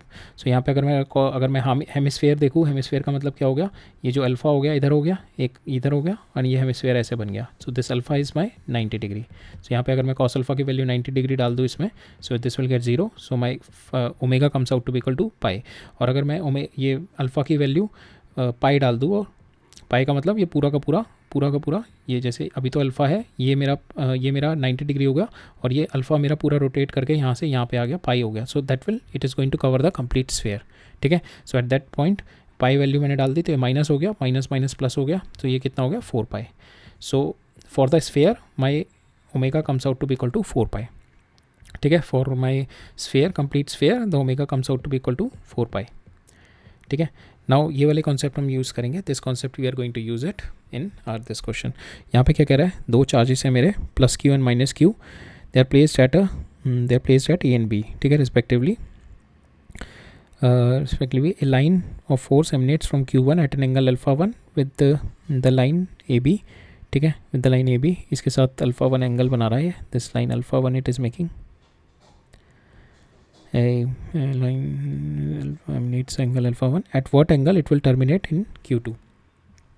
तो यहाँ से whatever the lines of force it is going, so may be because of the magnitude difference between Q1 and Q2 this alpha and beta will be different. अगर Q1 and Q2 का magnitude same है तो we can say this alpha and beta comes out to be equal to same. अगर इन दोनों का magnitude अलग है तो ये दैट मीन्स ये इसको ज़्यादा पुश करेगा और ऐसे ऐसे आएगा. ठीक है, ऐसे ऐसे आएगा, ये इसको ज़्यादा पुश करेगा अगर एक Q1 का मैग्नीट्यूड ज़्यादा है. But the magnitude is definitely different here, that's why alpha and beta will be different. यहाँ पे जो प्रॉपर्टीज़ होती है, जो यहाँ से लाइन्स ऑफ फोर्स जाएंगे, जो इसके अंदर एंटर होंगी, ये दोनों lines of force will B, number of lines of force will be same. ठीक है, जो यहाँ से जो मेरी निकल रही होंगी 1 2 3 4 5 6 7 8 9 10 11 और ये 12 फोर्स 3 4 5 5 6 सो 11 जो मेरी फील्ड्स ऑफ लाइन यहाँ से निकल रही होंगी, it will all be going into here. So जो ये नंबर ऑफ लाइन्स मेरी यहाँ पे आ रही होंगी ये वाले पोर्शन में, ये जो मेरा suppose if I take this as my cone, so इस वाले कोन के अंदर जो भी मेरी लाइन्स आ रही होंगी सेम इस वाले कोन के अंदर मेरी लाइन्स आ रही होंगी. ठीक है, so same number of lines आ रही होंगी मेरी दोनों में. This is already we have seen it in our lines of force lecture जब हम ले रहे थे. So there already we have seen this. Now this concept we are going to use कि ये दोनों में से अगर ये मेरा हाफ एंगल इसका कोन का, अगर दिस इज़ माई कोन, अगर ये मेरा कोन है and here also this is my cone और इसका हाफ एंगल मेरा बीटा है. So from there number of lines कितनी निकल रही हैं and from that we can calculate easily we can easily calculate our beta which has been asked. So magnitude of, because of the magnitude different, alpha and beta will be different, that we have already discussed. But the number of lines coming out of Q1 is equal to Q2 जो इसमें and हो रही होंगी, Q1 ज़्यादा है तो it may be going this direction only. ठीक है, जो इसमें ये कोन जो इसके कोन के अंदर आ रही होंगी वो सेम नंबर ऑफ लाइंस आ रही होंगी. अगर मैं ये वाला कोन ले लूँ, सो ये वाले कोन में भी ये सेम नंबर ऑफ लाइंस आ रही होंगी इसमें. ठीक है, ये नंबर ऑफ लाइंस कोन में इसमें सेम रहेंगी. नाउ अगर ये मेरा Q1 चार्ज है तो ये स्प्रेड ओवर सारी डायरेक्शन में कितना चार्ज कर रहा होगा, that is we have seen कि स्फेयर का एंगल कितना होता है 4 पाई. तो ये 4 पाई, सो ये Q1 charge will be spreading in the 4 pi this solid angle. तो मेरा solid angle, unit solid angle में कितना कर रहा होगा, Q divided by 4 pi. And now I have to find out this alpha unit, alpha solid angle में कितना कर रहा होगा. अल्फ़ा सॉलिड एंगल में this my alpha is my half angle. So इसका सॉलिड एंगल कितना, सॉलिड एंगल निकालेंगे. तो ये हाफ एंगल अल्फ़ा दे रखा है मेरे को, इससे मैं सॉलिड एंगल निकालूंगा कि अल्फ़ा की वजह से how much is my solid angle. We put the value here, alpha की वैल्यू यहाँ पे डालेंगे. So just will go through again. So Q1 charge निकल रहा है मेरा 4 पाई से. ठीक है, यूनिट में कितना निकलेगा, Q1 बाई 4 पाई. अब मेरे को निकालना है कि जब मेरा हाफ एंगल अल्फ़ा है तो उसमें मेरा 3D एंगल कितना आ रहा है, तो वो निकालते हैं हम. हाफ एंगल अल्फ़ा के लिए 3D angle, this is my formula. So pi, this is my formula. So this will be, this is my 3D angle 2 pi 1 minus cos alpha. दूसरे के लिए आएगा 3D 2 pi 1 minus cos beta. This is 3D angle for this half angle beta. ठीक है, दोनों मेरे 3D angle आ गए. सो मेरे को पता है unit Q1 divide by 4 pi, this my unit 3D angle के लिए into 2 pi 1 minus cos alpha. ठीक है, इसके अंदर जितनी भी field of lines of force जा रही होंगी that will be equal to field of lines of force जो मेरी Q2 by 4 pi into 2 pi 1 minus cos beta. ठीक है, ये दोनों field number of lines of alpha और बीटा की नंबर ऑफ लाइन्स सेम रहेंगी. And we just equate both the things and from here we have got the value of sine beta which has been required. ठीक है, beta निकालना था हमने, we have got the value of beta from here. Okay, so alpha and beta may be different but number of lines यहाँ से जो इस पर एंड कर रही होंगी विद इन अ कोन, ये जो कोन बन रहा होगा that will be same. Next question देखते हैं. सो इस क्वेश्चन में क्या कह रहा है, non conducting ring of mass m and radius r with charge per unit length is lambda. So it is a ring और इस पर charge per unit length is given lambda. So uniformly distributed charge is shown in the figure and non conducting है, so that जो इस पर charge आएगा it will not go to the ground. it will be on this only, ठीक है. ये positive negative इस पे ही रहेगा. It will not non conducting है. It will be not flow to the ground. It is then placed on a rough non conducting surface. ये भी नॉन कंडक्टिंग है, so that means charge flow नहीं होगा. At the time t is equal to 0 uniform electric field is switch on, ठीक है. And the ring start rolling without sliding. So इसके अंदर एक और कॉन्सेप्ट आ गया रोलिंग और स्लाइडिंग का. Again I will just give you a bird's eye view of this concept. We are not going to go deep into it. Determine the friction force magnitude and the direction acting on the ring, ठीक है. सो पहले question को understand करते हैं. This is non conducting ring and the charge distribution is like this, ठीक है. So अब हम देखेंगे इसका जो बेसिकली क्या हो रहा होगा यहाँ पे. इसका जो सेंटर होगा पॉजिटिव का इधर आ रहा होगा, इसका सेंटर इसका सपोज इधर आ रहा होगा. नाउ इट इज़ इस पर फोर्स इधर आ रही होगी and because of this the force is coming here. Net force इस पर 0 आ रही होगी, but there is a torque building up. Torque build up हो रहा होगा जिसकी वजह से ये रोटेट करेगा अबाउट दिस सेंटर, ठीक है. It will start rotating about it centre. जब ये यहाँ पे रोटेट करना शुरू करेगा तो ये वाला पॉइंट जो होगा, ये जैसे ये रोटेट कर रहा होगा तो इस वाले पॉइंट की जो वेलोसिटी होगी इस डायरेक्शन में होगी. इसके रिलेटिव जो ग्राउंड है मेरा स्टेशनरी है, तो यहाँ पे फ्रिक्शन कितनी आएगी, ये because it is moving back, तो friction is trying to oppose the relative motion, तो friction will come in this direction. This will is the direction of my friction is going to come. Okay, so understand ना. This is my positive, इसका centre positive यहाँ पे आ जाएगा. ये negative हो गया, ये माइनस हो जाएगा. तो it is forming kind of a dipole, ठीक है. इसका कुछ डाइपोल बनेगा. अब इसकी वजह से यहाँ पे मेरा नेट, इसकी वजह से बिकॉज की ई इज़ देयर, तो यहाँ पे इस पर जो नेट फोर्स आ रही होगी इस पर, ये सारे चार्जेस की वजह से इन दिस डायरेक्शन, इसकी वजह से जो फोर्स आ रही होगी इस दिस डायरेक्शन, जिसकी वजह से यहाँ पे सेंटर के अबाउट इसमें आप कपल बन जाएगा and it is going to rotate about this, ठीक है. ऐसे डायरेक्शन में रोटेट करें. जब ये रोटेट कर रहा होगा, व्हेन इट इज़ रोटेटिंग, तो रोटेटिंग का मुझे पता है how we know the velocity at this point, ठीक है. ये रोटेट कर रहा होगा तो हर एक पॉइंट की velocity will be because of this omega होगी. Omega, so v is equal to omega r होती है. तो इस पॉइंट की जितनी वेलोसिटी होगी it is trying to push this point, this sphere is going here. अगर ये ऐसे रोटेट कर रहा है तो ये वाला पॉइंट जो होगा स्फीयर का इधर जा रहा होगा ना, और टू एंड रिलेटिव मोशन इधर हो रहा होगा. To stop that relative motion friction will be coming in forward direction. तो ये मेरी डायरेक्शन आ गई फ्रिक्शन की. अब ये मेरी फोर्स इस पर इधर लग रही है और ये वाली फोर्स इधर लग रही है, तो इसकी वजह से जो मेरी नेट फोर्स आएगी, net F net will be 0. इसकी वजह से कोई मेरा मोशन इस डायरेक्शन में नहीं होगा, ठीक है. दोनों की वजह से it will only, these two forces is going to help only in the torque, that will not going to help in the linear motion. जो मेरे फ्रिक्शन आएगी that is going to help me in the linear motion, जिसकी वजह से मेरा इसका linear motion होगा. ये it is moving with some acceleration A and this is because of this force M into A. सो एक equation मेरी आ जाएगी. Now as the disc rotate because of this rotate because of this my electric field, ठीक है. Torque बनेगा because of the dipole बन रहे हैं जिसकी वजह से टॉर्क बनेगा. This started rotating, friction appear forward, और ये जो फ्रिक्शन की वजह से ही नाउ फ्रिक्शन दो चीज़ें करेगी. एक तो इस बिकॉज फ्रिक्शन इज देयर, इस सेंटर के about it is going to generate anti torque इधर की साइड में, because perpendicularly if we see it is going to generate the torque opposite to the torque which is been produced by these two forces. और दूसरा क्या करेगा, it is going to move it in the forward direction, ठीक है.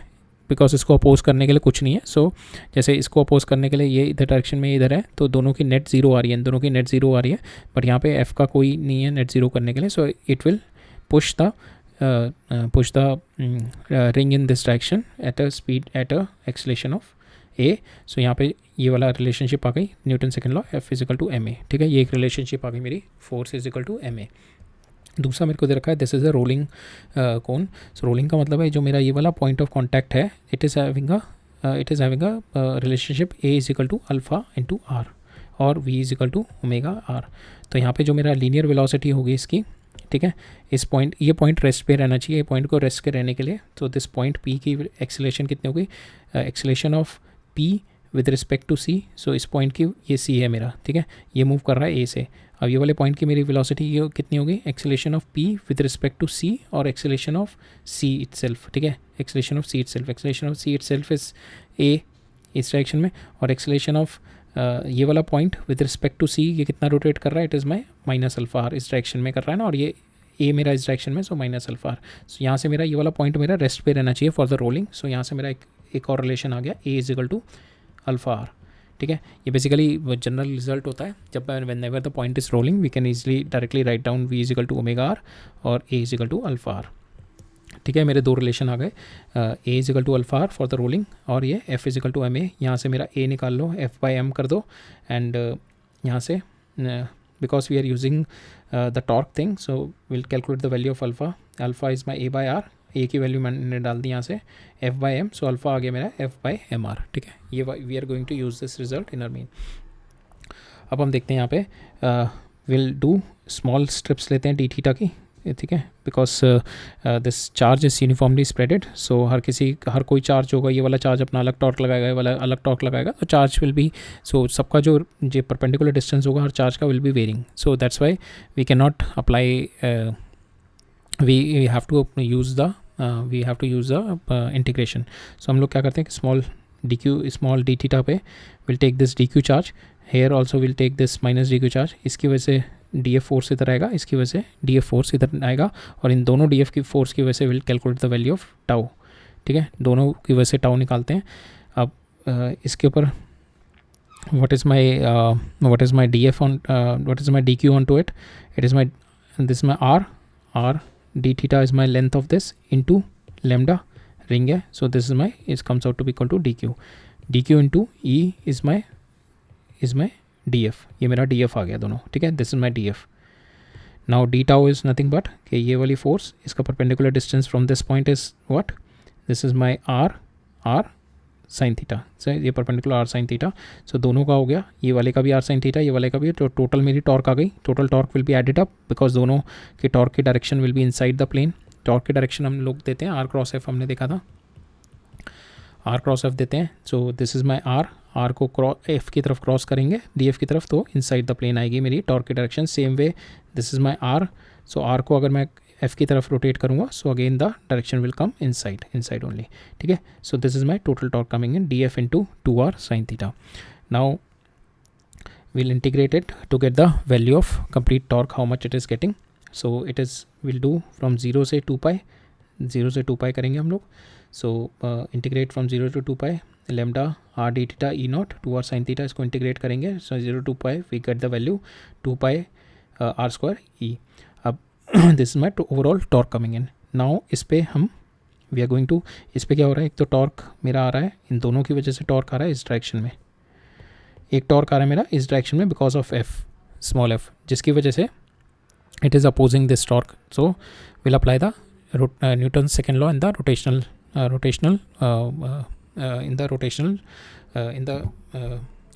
Perspective. ठीक है, तो net torque मेरी इस डायरेक्शन में कितनी आ गई, tau, this will be R air. इसकी वजह से फोर्स फ्रिक्शन की वजह से जो लग रहा होगा इस डायरेक्शन में लग रहा होगा मेरा टॉर्क, और इन दोनों की वजह से इस डायरेक्शन में लग रहा है. सो इन दोनों का एड अप करके ये वाली वैल्यू आ गई मेरी 2 पाई आर स्क्वायर. इसकी वजह से फोर्स की जो फ्रिक्शन की वजह से कितना होगा मेरा torque F into this R distance, R F into R. So here R will be there, just a second, I will just write it down.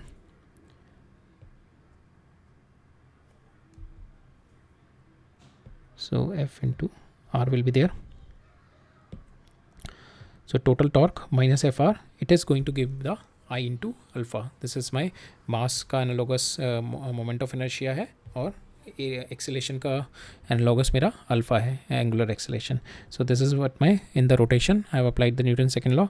So net torque in this direction minus this torque in this direction, overall it is rotating with some alpha. ठीक है, so I alpha आ गया मेरा. Now I just put the value here, और यहाँ पे मेरे को alpha की वैल्यू मैंने आई जो होगा moment of inertia of the ring is my I R M are square. Alpha की वैल्यू मैंने उठा के डाल दी यहाँ से एफ बाई एम आर, इससे एम कैंसिल, एम से एम कैंसिल, यहाँ से हो गया मेरा एफ आर ही आ गया, ये 2 एफ आर हो गया, एंड 2 से 2 cancel. Now my value of r से r cancel, and my value of f it's been asked, f comes out to be equal to lambda r e naught. So that is what's it's been asked here, and the direction of force will be this. Okay, right, there has been a concept of rotation being used here. So I've already given you a bit of understanding on to the concepts. So detail में हमने नहीं देखा है, हम लोग फिर से again I'm just repeatedly saying the same thing. We are going to see all these things in detail when we are going to study the rotational motion. अभी हमने बस मैकेनिक्स 1 पढ़ा है, and then we shifted to the class 12th का part जो है हमारा, we are taking that first part in our next lecture series. ठीक है, अब ये वाला क्वेश्चन देखते हैं. सो इस क्वेश्चन में क्या कह रहा है, 2 small identical ball lying on the horizontal plane are connected by the weightless spring. ठीक है, this my weightless spring and 2 balls are connected and small initially. So one ball 2 is fixed, this is fixed, and the other one is free, so this is free. The balls are charged identically. As a result, the spring increases this much time. Determine the change in frequency. So initially they are not charged, later on you give the charge, then they spread over.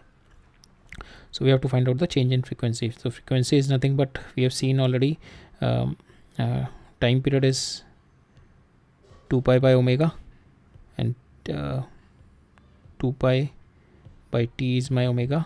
यहाँ से मेरा 1 by t is my frequency. तो frequency आ गई मेरी omega over 2 pi, and omega is nothing but my root k by m जो हमने देखा था already in the SHM. So this is my initial frequency f0 1 by 2 root k by m. ठीक है, because restoring force is my kx there is equal to ma. यहाँ से acceleration आ गया मेरा k by m, और यहाँ पे omega आ गया मेरा रूट k by m. ठीक है, already we have seen in the 2 slide पहले ही देखा था हमने. So ball is initially uncharge, charge हुआ, ठीक है, जिसकी वजह से इसका न्यू इक्विलिब्रियम पोजीशन आया. अब मेरे को निकालना है उस न्यू इक्विलिब्रियम पोजीशन की वजह से what is the change in frequency means. अब न्यू इक्विलिब्रियम पोजीशन के अराउंड में उसको अगर मैं if I slightly displaced, what will be my restoring force. ठीक है, because of that restoring force the value of k will be change. That is what we have to find out. So again when the ball being charge, electrostatic forces आ जाएंगी, दोनों में repulsive forces आ जाएंगी, and दोनों ये वाली तो फिक्स है. This one will be stretched, ये वाली स्ट्रेच होके it will be here new equilibrium position. अब मैं इसको slightly I display it in this direction, इसको थोड़ा इधर को पुश करता हूँ. Now I will find out the restoring force. I will find out the restoring force here. जब मैं रिस्टोरिंग फोर्स निकालता हूँ, I will just break it down into kx, f is equal to minus kx में, and from there we can get the value of this omega, or I can do it into a is equal to omega square x में break down करूँगा, और omega की value निकाल के I just put it in the frequency to get the change in frequency. So this is what new equilibrium आया, उसको slightly replace किया वहाँ से. Then after displacing that net force निकालते हैं, कितनी रिस्टोरिंग फोर्स आ रही है. Will equate it with 2 minus kx, इस वाली टर्म्स में आ गई. सो m इंटू ए हो गया, यहाँ से एक्सेलेरेशन आ जाएगा मेरा, जो भी एक्सेलेरेशन को मैं इस वाली टर्म्स में डाल दूंगा. Acceleration is equal to minus, अगर ये वाली टर्म को m से डिवाइड कर दूंगा, I got the acceleration as minus omega square X, and इस वाली टर्म में जब मैं डिड्यूस कर जाऊंगा, I got the value of omega. ठीक है, ये ओमेगा की वैल्यू मेरे पास आ जाएगी, and this omega we are going to put up here in to get the new frequency, omega dash divide by 2 pi. That is what we have to do it here. So when f0 is uncharged, 1 divide by 2 pi root k by m is my frequency. When it is charged, new equilibrium आ गया, because it is now stretch हुआ है मेरा, increase by Neeta times. ठीक है, 2 times बाद में डालेंगे, बस नीटा डाल देते हैं. सो अब जो न्यू इक्विलिब्रियम आ गया मेरा, so so new equilibrium will be kx1 is equal to fe. ठीक है, that is what my new equilibrium. So k 1/2 4 pi epsilon naught q divide by जो न्यू इक्विलिब्रियम हुआ, और ये kx कितना एक्सटेंड हुआ, नीटा टाइम्स. इनिशियल ऑलरेडी l था मेरा स्प्रिंग, और वो अब नीटा टाइम्स ऑफ l हो गया. सो एक्सटेंशन कितना हो गया, नीटा l माइनस l. ठीक है, यहाँ से I just take the value of l, यहाँ से l क्यूब की वैल्यू आ गई मेरी, दिस वैल्यू. ठीक है, we are going to use this value, that's why we have calculated l की वैल्यू. अब बॉल 1 को स्लाइटली डिस्प्लेस किया in this direction, you just slightly displace the ball 1 in this direction, जिसकी वजह से जब मैंने इसको इधर डिस्प्लेस किया, यहाँ पे kx इस डायरेक्शन में लगेगा और fe इस डायरेक्शन में ही लगेगा, और fe की वैल्यू कम हो जाएगी, but kx is going to increase. So net restoring force will be in this direction. ठीक है, but we are taking the net in this direction, this value should be comes out to be negative. This value will come out to be negative, and we'll see it will come out to be negative, and then we can say it is a restoring force. So मैंने थोड़ा सा displace किया इसको इस direction में, इसको इधर displace किया, that means my so now I have displace it, ये न्यू इक्विलिब्रियम पोजीशन थी, इसको फिर फर्दर x डिस्प्लेस कर दिया मैंने. ठीक है, इसको फिर फर्दर मैंने x डिस्प्लेस कर दिया. नाउ माई फोर्स जो आएगी मेरी, I write it down, electrostatic force will be, इसको मैंने k डैश ले लिया 1/4 पाई एप्सिलॉन नॉट को. So k dash into q square. अब इसके ऊपर जो फोर्स आएगी, पहले वो नीटा l already stretch equilibrium position पे था, प्लस x हो जाएगी. ठीक है, और जो ये मेरी स्प्रिंग फोर्स आएगी k इंटू नीटा एल प्लस एक्स जो एक्स्ट्रा एक्स मेरा ज़्यादा स्ट्रेच किया माइनस एल, ठीक है, this is my restoring, this is my spring force. अब मैंने अगर नेट फोर्स इस डायरेक्शन में ले रहा हूँ तो this force minus this force आ जाएगा, ठीक है, that is what we have done. Net force m into, इसको मैंने ब्रेक कर दिया ए को, d2x बाई dt2, और this minus this electrostatic force minus spring force. अब ये वैल्यू मेरी नेगेटिव आएगी and from there we can calculate the, ये ओमेगा स्क्वायर एक्स में मेरे को ब्रेक डाउन करना, ओमेगा स्क्वायर एक्स में इसको माइनस ओमेगा स्क्वायर एक्स में मेरे को ब्रेक डाउन करना है इसको, ठीक है, इस वाली टर्म को। सो d2x बाई dt2, यहाँ मैं नीचे ले जाऊँगा हमको, सो ये माइनस ओमेगा स्क्वायर एक्स में ब्रेक डाउन करना है, यहाँ से ओमेगा की वैल्यू निकाल के I just put it in my frequency. इसमें क्या करते हैं हम, यहाँ से नीटा एल कॉमन ले लेते हैं। सो नीटा एल कॉमन लिए 1 प्लस एक्स बाई नीटा एल हो गया, इसको ऊपर ले जाते हैं, इसको ऊपर ले गए, सो ये -2 हो गया, 1 एक्स बाई नीटा एल -2, और फिर इसका बाइनोमियल अप्रॉक्सीमेशन लेके, because we are x is very very small, ठीक है, SHM के लिए हमने कंडीशन होती है x should be very very small और the theta should be very very small. Here we are doing a linear displacement, so x will be very very small. So यहाँ पे 2 नीचे आ जाएगा, -2 हो जाएगा, ये -2x नीटा एल हो जाएगा, और इधर आ जाएगा मेरा माइनस के, यहाँ पे मैं I take the l common, k l ले लिया, नीटा -1 माइनस के एक्स।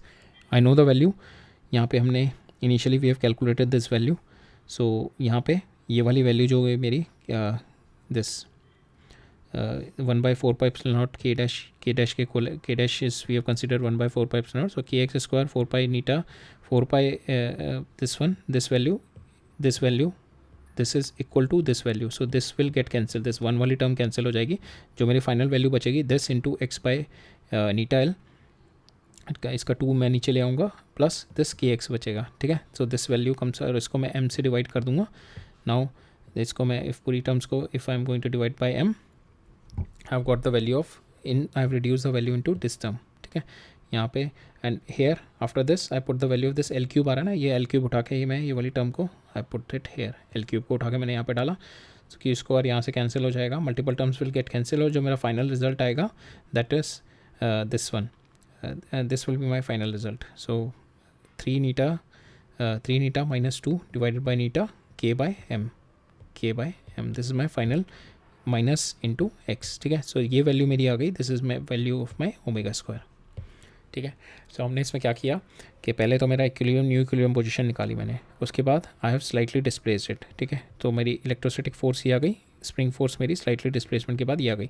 अब मैंने नेट फोर्स निकाली इस डायरेक्शन में, FE माइनस के एक्स किया और इसको इक्वल टू कर दिया m d2x by dt2। Now इसको जब मैंने ओपन अप किया, इसको क्या किया मैंने, इसको ऊपर ले गया, नीटा पहले इसमें से नीटा एल कॉमन लिया, यहाँ से नीटा एल कॉमन लिया और इसको मैं ऊपर ले गया, इस वाली टर्म को, ये -2 में हो जाएगी, नीटा एल कॉमन लेके this will be -2। Now I apply approximation, binomial approximation, यहाँ पे -2 नीचे उतार दिया मैंने इसको, और ये हट गया मेरे यहाँ से, और ये वाली जो टर्म मेरी आएगी ना के डैश क्यू स्क्वायर, ये वाली 1 के साथ जो मल्टीप्लाई होकर that is equal to this term, ये दोनों कैंसिल हो जाएंगे, जो मेरा फाइनल बचेगा that will be this term only, this into ये -2 वाली और माइनस के एक्स वाली, ठीक है, दोनों के साथ x होगा, x कॉमन ले लिया, ये वाली टर्म आ गई। अब मैं एल क्यूब की वैल्यू यहाँ से उठा के डालूंगा, I just put the value of l cube here and the end final result आएगा मेरा, this is my final result, d2x by dt2 is it will come in this terms, omega minus omega square into x, इस term में आ जाएगा मेरा, ठीक है। यहाँ से ओमेगा की वैल्यू मैंने निकाली, ओमेगा की value I just put it here in this new f, omega की वैल्यू डाल के, and I have got the value of new frequency, that is what it's been asked here to find out, okay. अब ये एक last question देख लेते हैं, इसके अंदर क्या दे रखा है मेरा, XY प्लेन में, दिस माई XY प्लेन, एक रिंग है, this my ring, conducting non conducting ring है, so again the charge will be on this only, it will not be flow down to the surface, ठीक है, और इस पर we have given a charge +q -q that is uniformly distributed, ठीक है। तो इस पर जो मेरा लैम्डा आएगा that is my q by pi are, ठीक है, this charge is distributed in a half cycle, half only, so the lambda will comes out to be equal to q by pi r, +q -q, इसको uniformly distributed हुआ है।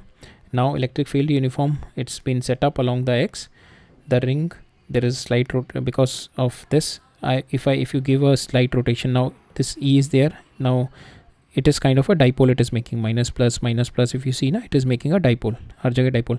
now if you slightly rotate the ring, ठीक है, ring को अगर if you slightly rotate the ring in this direction, तो क्या होगा, इसके ऊपर जो टॉर्क बनेगा, both will be having the torque, और जो torque होगा whether we have to find out whether it is restoring torque and it is letting the motion will be the, so if it's a restoring force, the motion will be the SHM motion, and we have to find out the time period of that SHM motion. We have to find out the oscillation of that. So time period is nothing but we have already seen time period is my 2 pi by omega.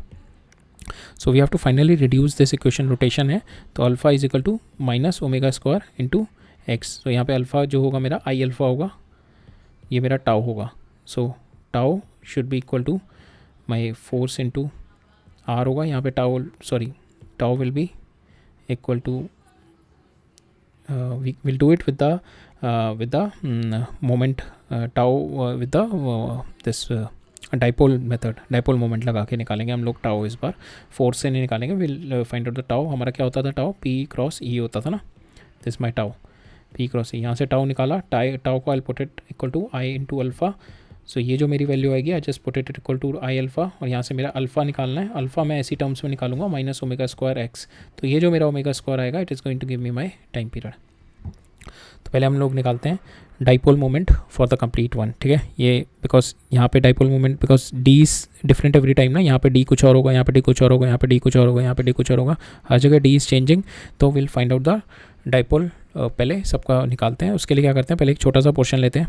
ठीक है, इस छोटे से portion पे ये D Q लेते हैं, ये माइनस डी क्यू लेते हैं, इस पर डाइपोल निकालते हैं, इन दोनों का डाइपोल निकालते हैं. सो इसका डाइपोल कितना होगा, this is 2 D Q.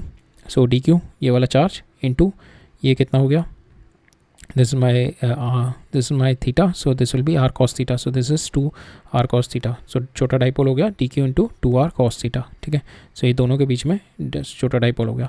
now I have to find out the dipole on the complete ring, so I'll just integrate it from minus pi by 2. so this theta I'll integrate from this minus pi by 2 to plus pi by 2.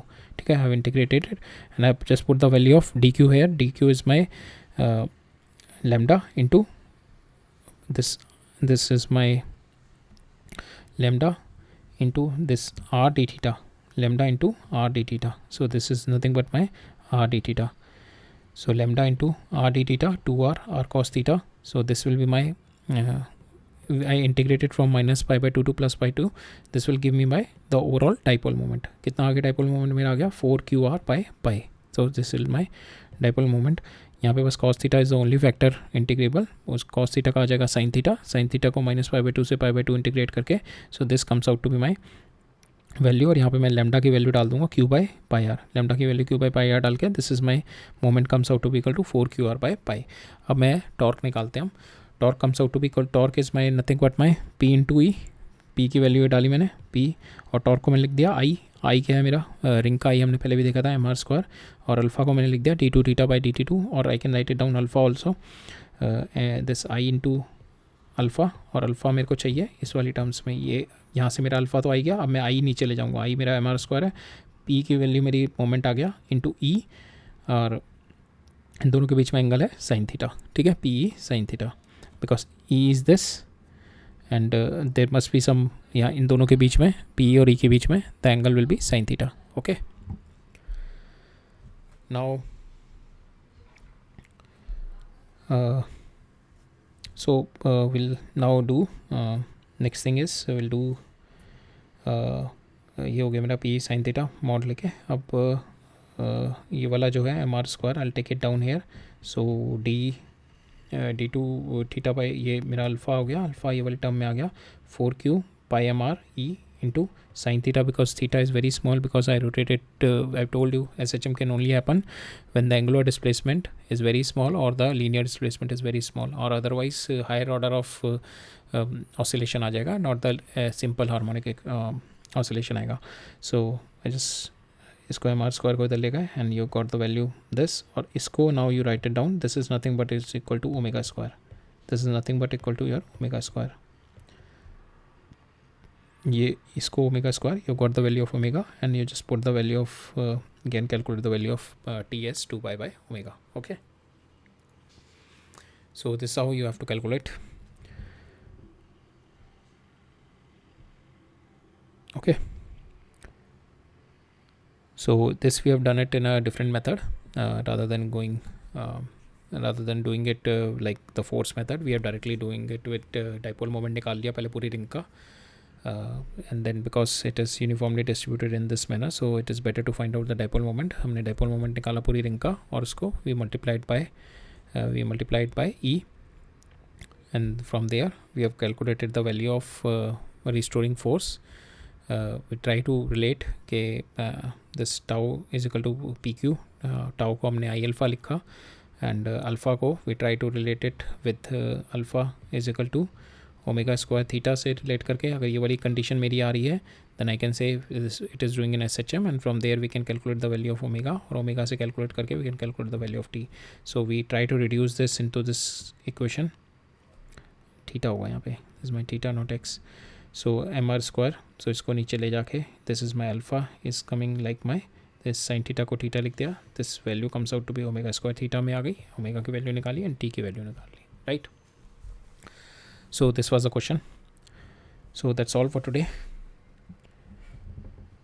So हमने we have completed our lecture on this chapter. इसमें electric charges and field में हमारा पूरा हो चुका है, whatever we have to complete. थोड़ा हमारा रह गया था पोलराइजेशन ऑफ डाइलेक्ट्रिक रह गया था, बट आई एम थिंकिंग कि वो थोड़ा रिलेवेंट तब होगा जब हम लोग कैपेसिटर पढ़ेंगे. तो हमने येस्टरडे वी वर सीइंग जब हम डाइपोल देख रहे थे तो उसमें एक पोलराइजेशन वाली टर्म आई थी. I did not explain it there.